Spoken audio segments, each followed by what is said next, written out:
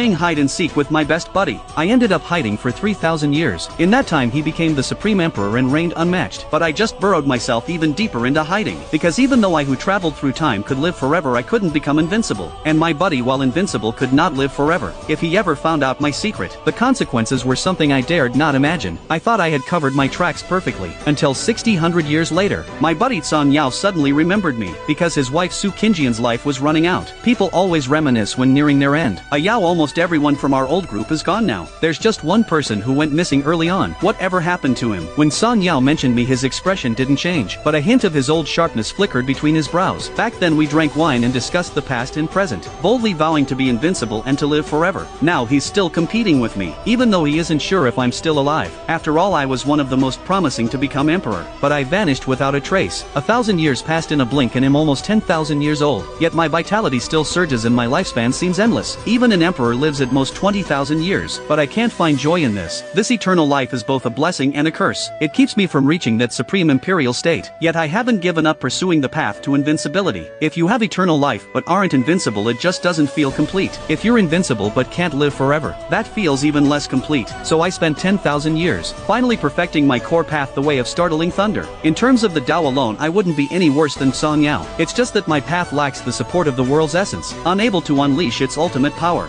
Fortunately, through my recent attempts, I finally discovered a way to approach the world's power. That is to comprehend multiple great Daos, letting multiple Daos support each other, acting as each other's source. However, each great Dao requires immense time to fathom. This method is unfeasible for others, but it's just right for an immortal like me. At this moment, strands of lightning aura spilled from around me. Among the lightning, faint traces of a nascent vitality shimmered. This was the way of life source I was about to comprehend. Right then, a wave of sorrow suddenly spread throughout the universe. Song Yao, are you finally nearing your end? Couldn't you even find one immortal divine herb? I looked up into the deep sky. Little did I know a colossal scheme was quietly unfolding. At the Song Yao Holy Land at this moment, Song Yao stood before over a dozen grand tombs. All were his former comrades and closest kin, and not long ago a new tomb had been added, that of his beloved Su Qingyan. Song Yao had only a few hundred years of life left, but what I didn't know was, he had actually already obtained an immortal divine herb allowing him to live another lifetime. He just wasn't in a hurry to use it. Will any fool be tricked into showing themselves? Song Yao gazed into the depths of the starry sky, thinking how to make his act of nearing death more convincing. He wanted to use this final weakest period to lure out those great enemies who had been watching him. This world has extraterrestrial demons and ancient supreme beings lurking in the darkness. They are forbidden beings who have strayed from the righteous path, and have tangled with Song Yao many times. Several more centuries passed. Just as I was comprehending the way of life source, a vast wave of sorrow suddenly spread across the entire universe. I didn't really think Song Yao would die now. If he truly hadn't found an immortal divine herb, the commotion wouldn't be this simple. Is he trying to lure out his great enemies with this? With acting